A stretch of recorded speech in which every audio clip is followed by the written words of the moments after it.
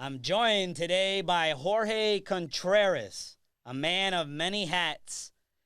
Jorge, thank you for joining me today. You're welcome. Hey, how was everything down there? Good, good. I know we're going through some crazy times, man, and it's really a unique time for many of us to find and focus kind of what our interests are. And I know you have many of them. So, Jorge, as we learn about you today and you share your story from combat sports to becoming an entrepreneur, um, talk to us about where you were born.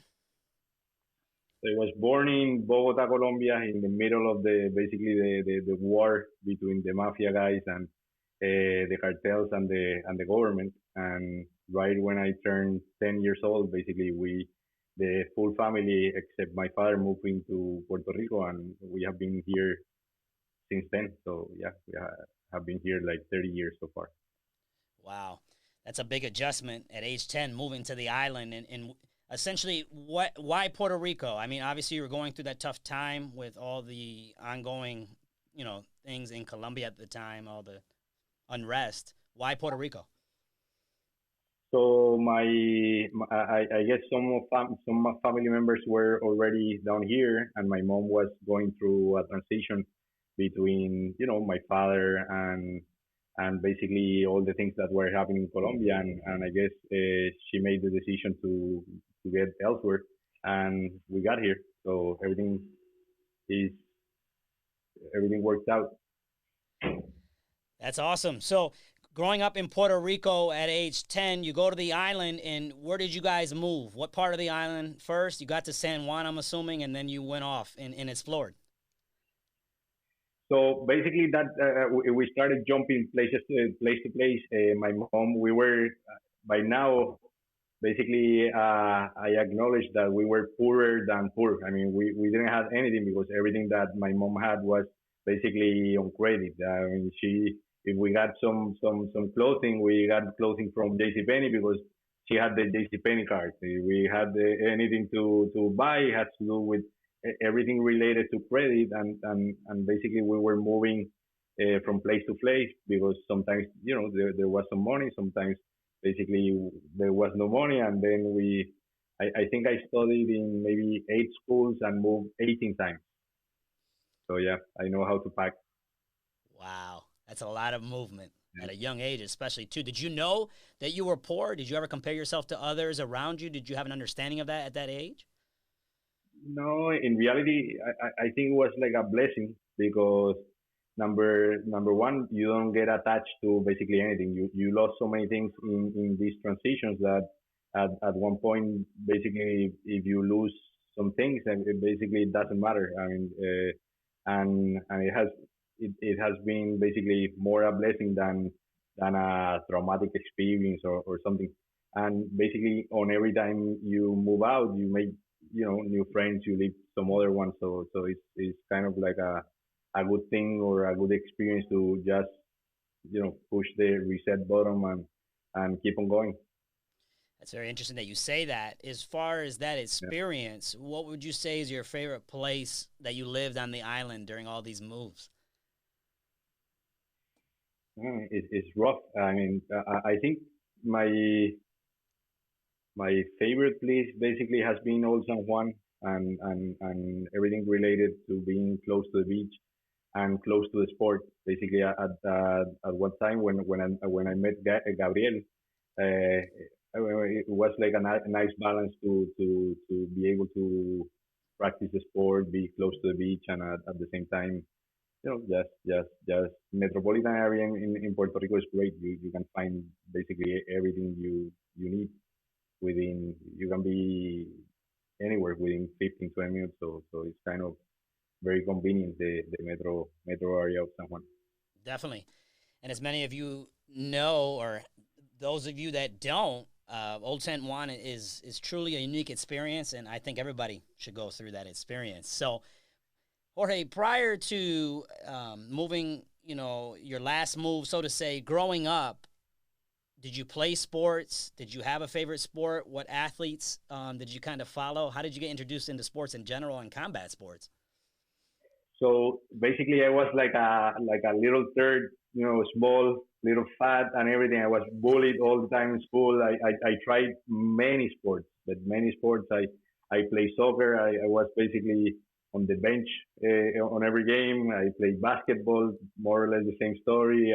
I used to swim, and basically I was almost the last one. Very, very almost in every swim and everything. And I basically was doing sports because basically I was being raised by a single mom, and she was always working. So I needed to be maybe into sports for her convenience, but not for because I liked it or did I had talent. But then I had like a experience that I got beat up in a bar going out like at 16, and then I said like, shit, I need to learn how to fight. And basically I went to this place called the School of Celso. Basically he was doing some Jeet Kune Do. The Celso Davila basically was a student from Richard Bustillo, which in California was a student of directly of Bruce Lee.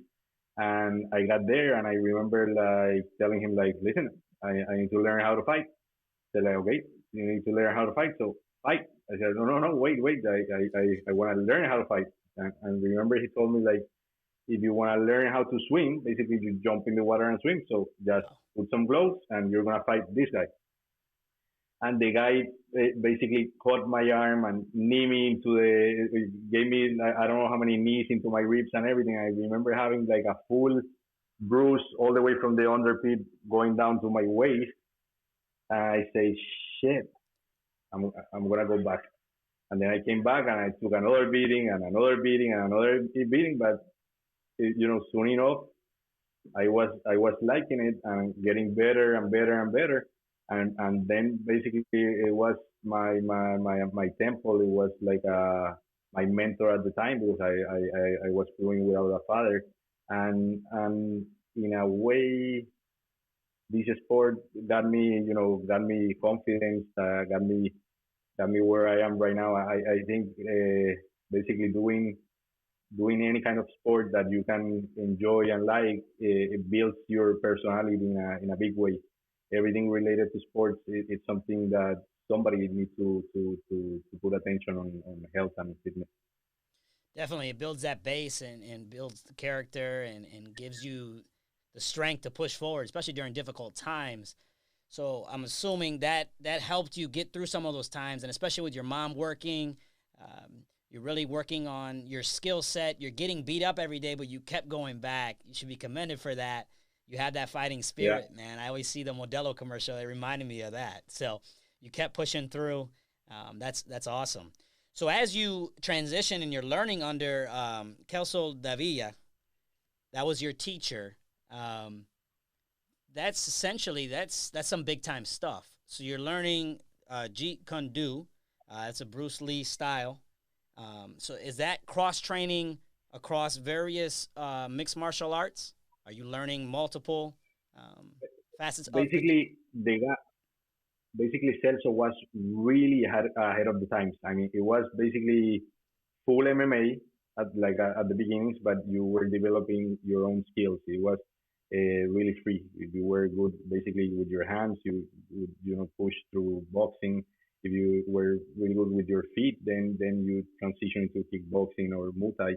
So it was basically MMA at its beginnings.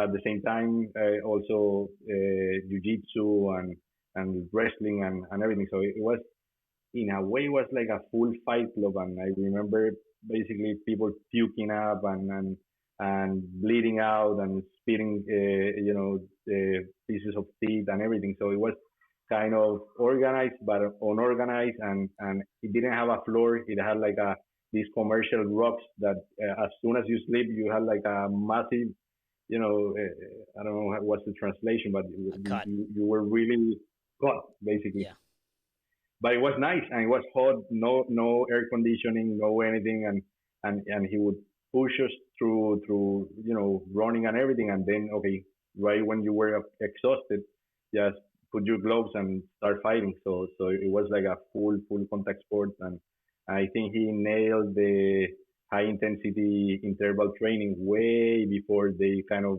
put a name on it, and it was fun. It was really really fun. And then I broke my nose like a couple of times. This fake nose. I don't have nose. And then at some point later on, maybe after 12 years, I got a really bad injury in my neck that I developed BPPV, which is bending positional vertigo. So I was basically dizzy, and I couldn't train no more.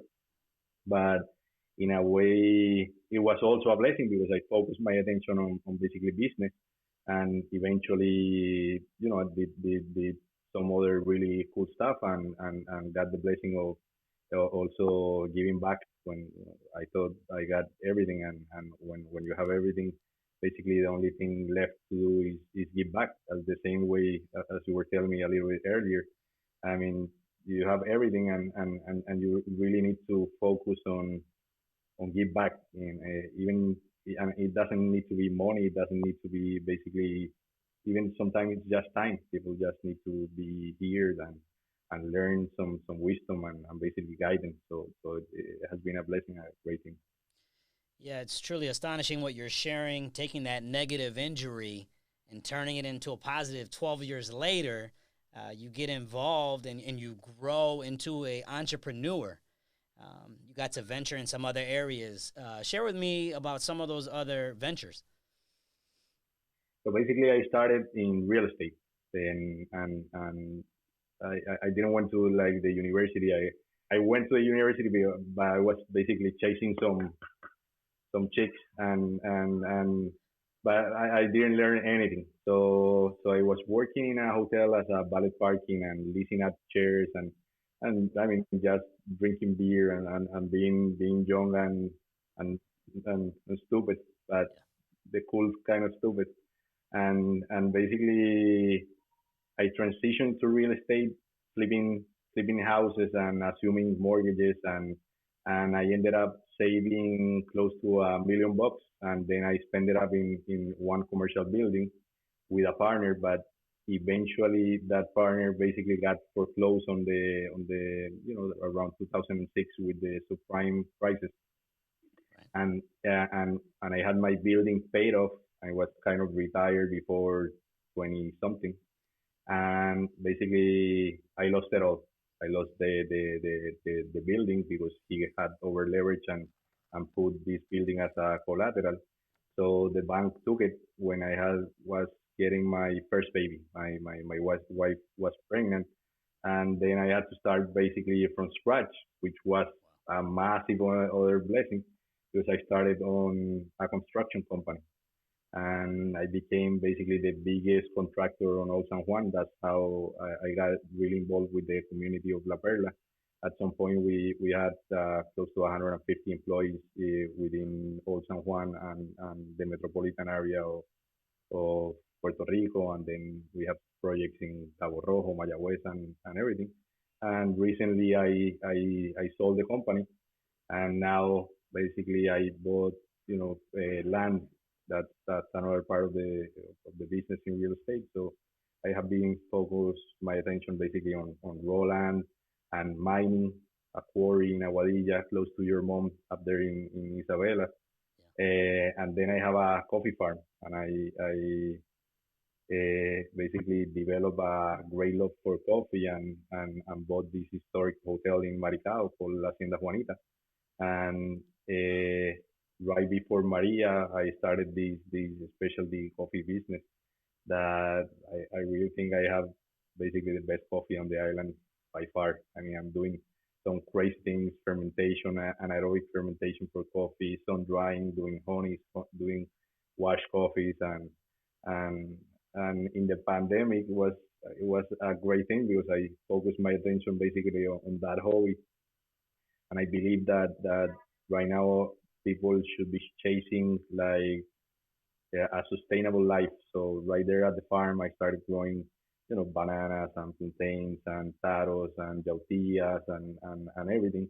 And through the pandemic, I didn't need it. even to go out. I just had water and my own chickens and everything, Wow. and and and basically it hasn't been like a bad thing for me or my family. I mean, the pandemic was like a really nice time to do some reflections and chase the actually real important things that people should chase in life. That is just happiness, just enjoying things up and everything. So yeah, has been a ride this pandemic. Definitely. Not even the pandemic, just your whole adventure in life.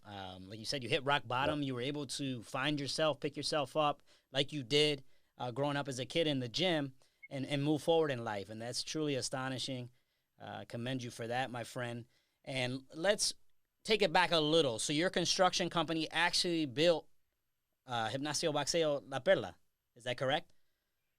So basically, the construction through the construction company, I was doing. We have done a building in each one of the streets of Old San Juan, and building in Old San Juan is extremely complicated because it's the most expensive square foot on the island, and number two, you really need some skilled workers.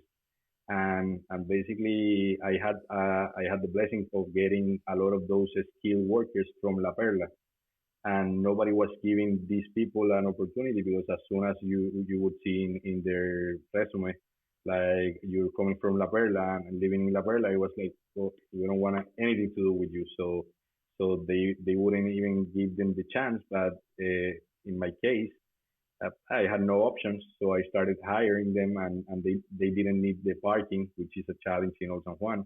And also, they knew how to work beams, how to work the plaster, how to work, bricks, and really specific things in construction that you need some real skills up there in order to perform. And little by little, I got connected, and I wanted to give back to the community, and at the same time, basically, I managed to get in contact back with Gabriel, and he wanted to start his own, basically his own show. I said, like, listen, let's start at the court for you to start giving classes at the court.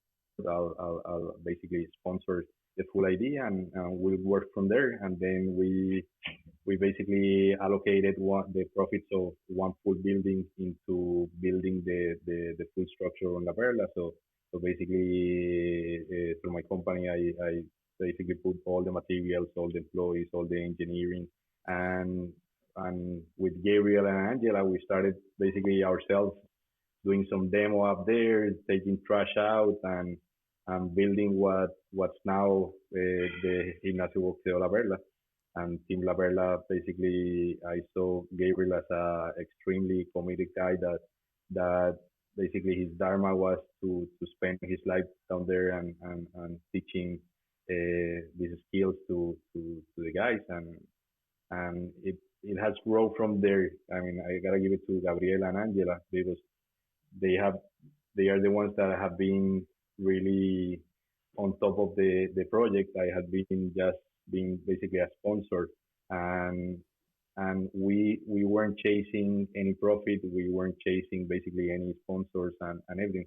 It's a full lifestyle in which basically anyone can go and knock on the door of the gym, and if they have discipline, they can really develop some skills and maybe even a career out of boxing or learning MMA and just having the fun of being oceanfront in the gym and knowing some really hardcore people that nothing is fake down there. Everybody is super real. Everybody basically are good people. They are just. I think people move with fear or with love, and La Perla has a really bad reputation, and nobody has given the community a chance.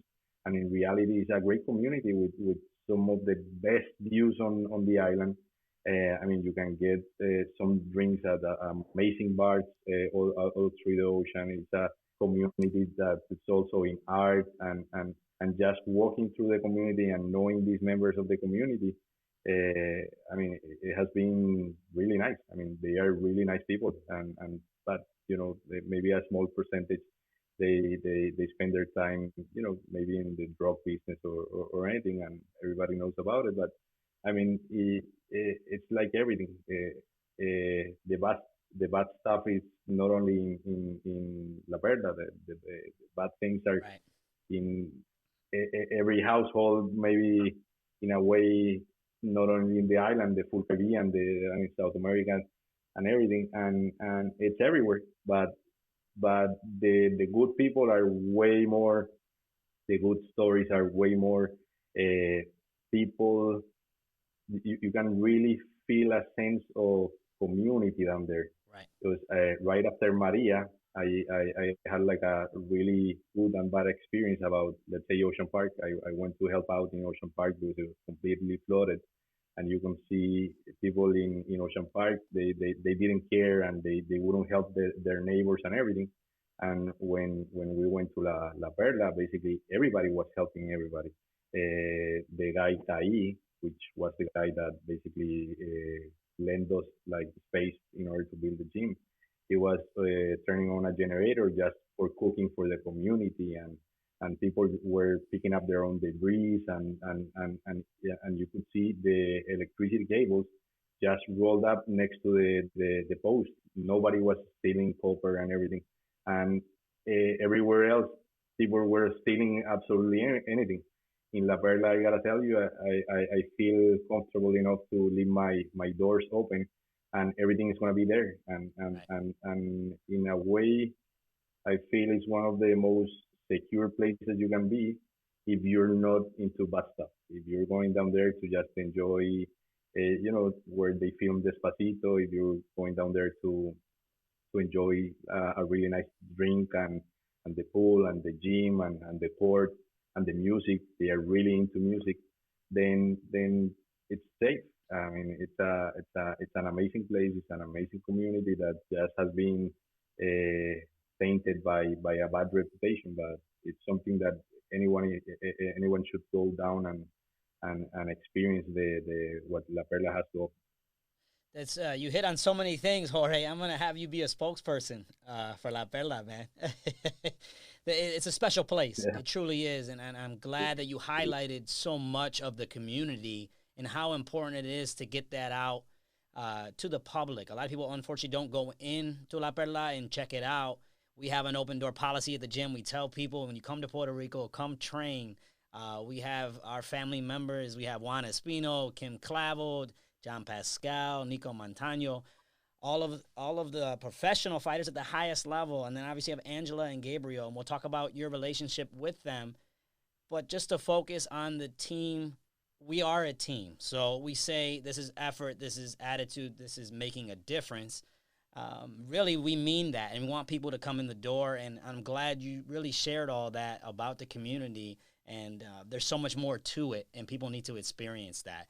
So, Jorge, talk to me about your relationship with Angela and Gabriel. You talked about at the beginning how it came about. You guys were literally teaching the youth and others at the basketball courts donated by none other than Carmelo Anthony. Talk to us about your relationship with Angela and Gabriel.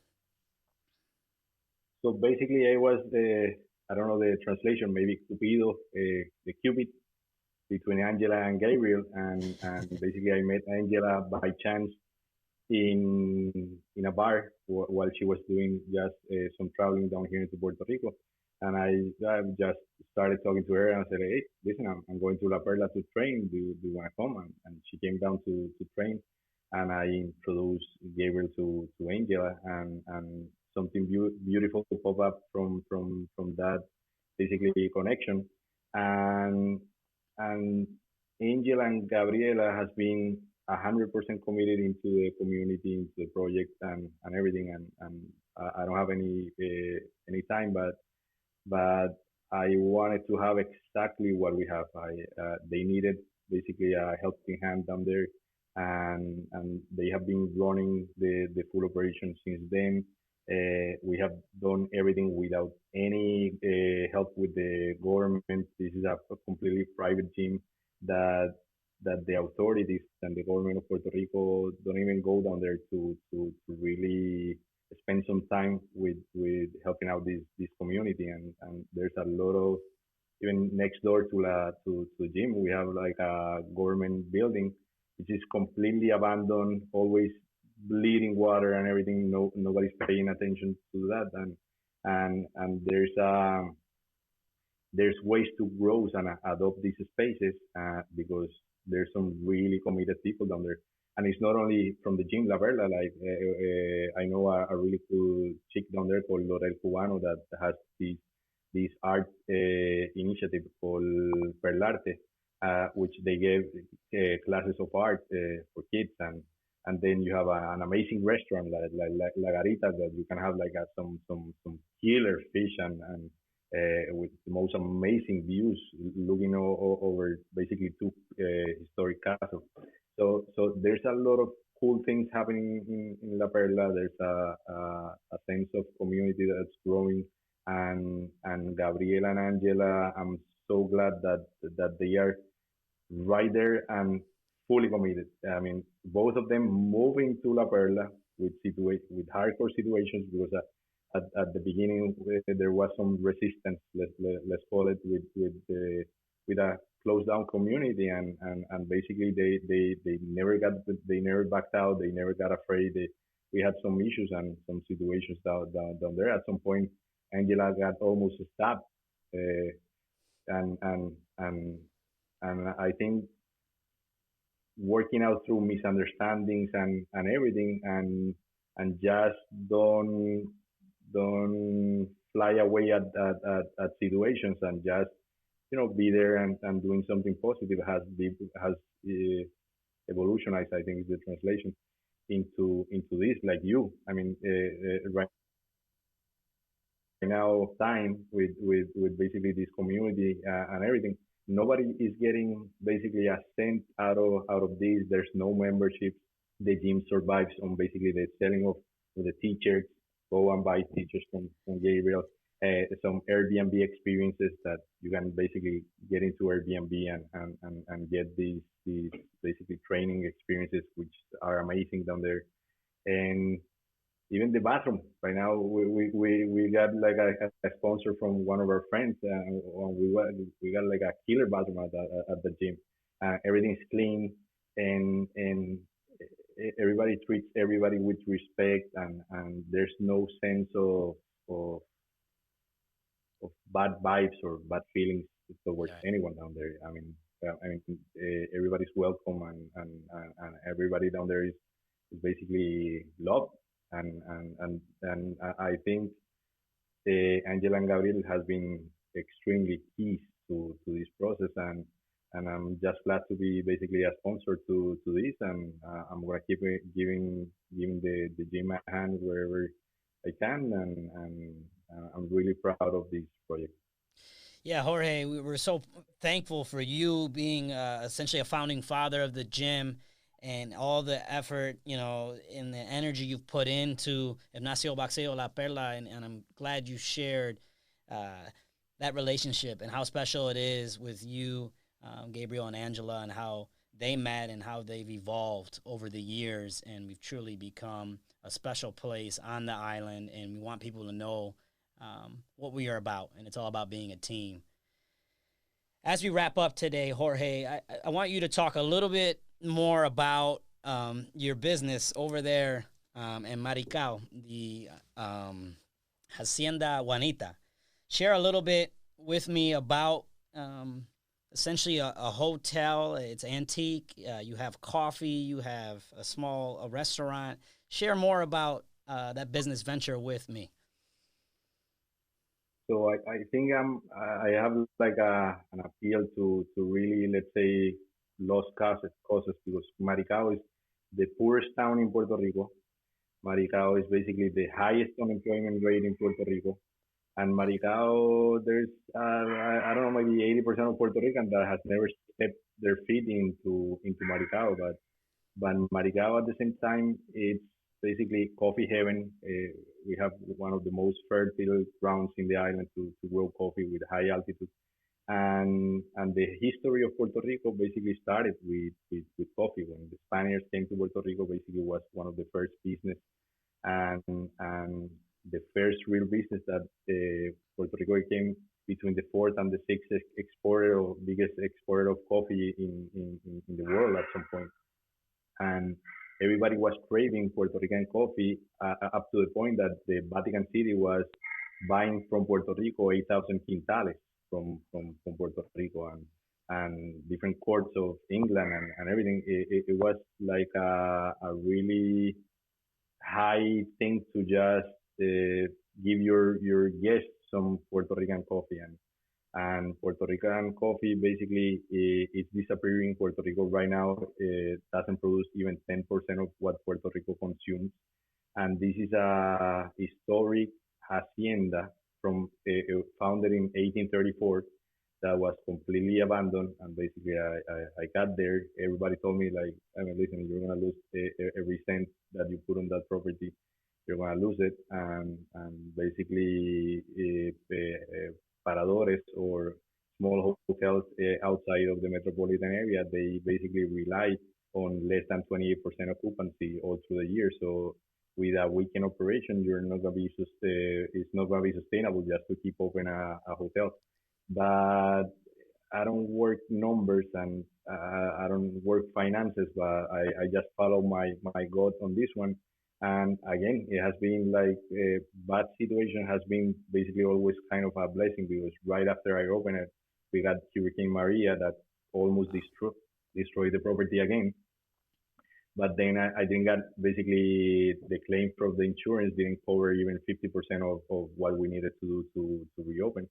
But I stepped in and we fixed it up back completely and we got like a contract with FEMA and it was like another blessing because then we got to the point that not only we restored the property, but we expanded property. We started with 21 rooms. Right now we have 34 rooms.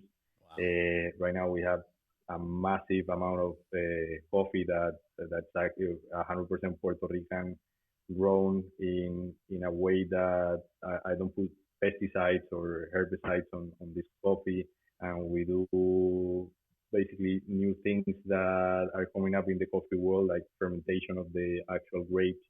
I'm experimenting with some coffee wines through the mix of meat wine because we also have like a refugee of bees. We have a million bees up there to pollinate the coffee trees, and it has developed into a really cool business that people that go there can learn about a little bit of history of the coffee of Puerto Rico and right now through all of this stress that the world is going through and this addiction to social media and electronic things, it's the perfect place just to unplug and connect Disconnect. to the nature and connect. And not only that, but I mean, just I mean, for me, it's a great thing just to get a chicken and cut their neck up there and do like a chicken soup up there with some potatoes and everything. And some people, the vegans, will go wild and everything, but shit, it's the best soup you can get out there. And getting, these organic eggs and getting organic produce that is down there it's like time traveling. You're getting 50 years maybe back into the actual real Puerto Ricans that some of them they live without electricity. Some of them they are still going into the woods and getting some plantain to eat, but they are happy. It's also like a really happy community and people are real and people are extremely nice and the food it's a killer. Everybody that makes something up there, you taste it and you can feel basically you can taste love into every dish up there. So it's a great place. I'm super proud of Hacienda Juanita too, and super proud of the coffee that we're producing. We have even the best package of coffee on the island, and I mean we're doing something nice and it's not cheap. It's the coffee in Puerto Rico is the most expensive crop to grow. Basically, it's the expensive coffee that you can grow in the world, because the labor is expensive and is not productive. Basically, you put somebody to work and you pay, our minimum wage is 7.25, but uh, right here, instead of getting 8 hours of production, right here the way of the Puerto Ricans, they get early to drink their cafecitos and they extend they'll start to work an hour later, and an hour before they go out they might kind of mingle another hour, and the lunch get a little bit more extended and everything. So it's a challenge, but the final product is basically a really unique thing, because Puerto Rican coffee you can not find it anywhere in the world. So it's nice. That's amazing. Jorge, if you could show us the coffee again, and I wanted everybody to see it, and we'll if you move it to your left, actually, go ahead and move it to your left. Get it in the screen. Yep, we're gonna hold it right there. That's amazing. Yeah, That's it has amazing. the full history. Wow. This coffee hacienda, even they had their own, let's say, bitcoins, because these coffee haciendas they would develop their own coins, and they would call it fichas of el almud. So the coffee pickers would pick up to 28 pounds of coffee in these metal containers, Mhm. and they would get paid, but they would get paid with the coffee of the hacienda, and they could only spend it on the store of the hacienda. So they had like at some point like a monopoly, and back in the day, I mean, we had slaves, and when you go to the coffee farm up there, you can see even insurance policy for the slaves. You can see basically when they free the slaves, on the documents of getting these former slaves into be workers instead of slaves, and you can see basically documentation and and part of the history when the slaves were basically a thing. You could kill them or crush them or breed them like dogs and everything.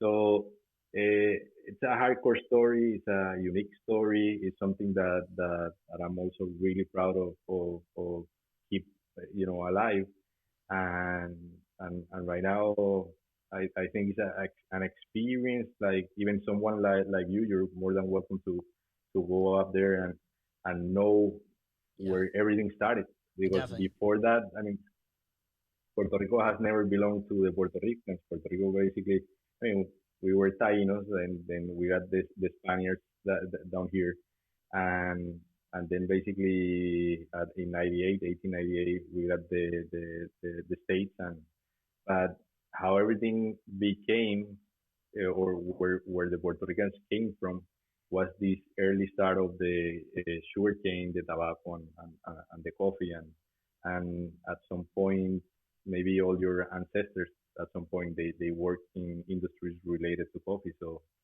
it's a nice thing to see and enjoy, because Yeah, if you drink this coffee, man, you're gonna have some trouble for the rest of your life, because I'm gonna be everything else addicted. is gonna Yeah, it's gonna taste like burnt tap water. So it's nice. that's amazing. Jorge, you truly inspire so many people, inspire us. We're so proud to call you our friend, to be part of Team La Perla, and all the effort and energy you've put in to the team, the relationships you built, everything you've done. Truly a man of many hats. As we finish today, what is your message to everyone out there during these difficult times? Well, I think uh, people need to move. People need to basically take every opportunity that they have, and like these times of basically, let's say, lockdowns and everything, like don't plug into a Netflix, don't plug into to things that basically can get you completely stuck. Like take your time to learn new things, take your time to even find yourself, or what do you really want to do in life. If you're, let's say, with a partner that you hate, then start making some decisions, and and take the lockdown time in order to invest it in yourself, to create something something better for everyone. Because let's say if you're working in the government or in customer service, and basically you're waiting to get your paycheck on Friday just to go and get some drinks on weekends and hate every Monday. Yet you're fucking wasting your time and everything is wrong in your life. So you need to find something that you're looking forward to a Monday. That everything you do on a weekly basis is something that you can be proud and grateful from, and you're going the opposite way. You're really kind of messing everything up because people that are gonna basically show up your door, you're gonna say like, "What a fucking asshole!" I mean, it looks like he ain't got any for a long time or something. So I mean, that's what you don't want to show up. You really want to show up your happiness, and if you're doing something that is not taking you there, then shut down, lock down, and find it. Definitely. So seek your passion, seek your interest. Truly a strong, direct message from Jorge Contreras. I will be visiting you the week of Yeah. Thanksgiving, so I look forward to checking out Hacienda Juanita, excuse me. And I look forward to that experience and learning more about the history of the island.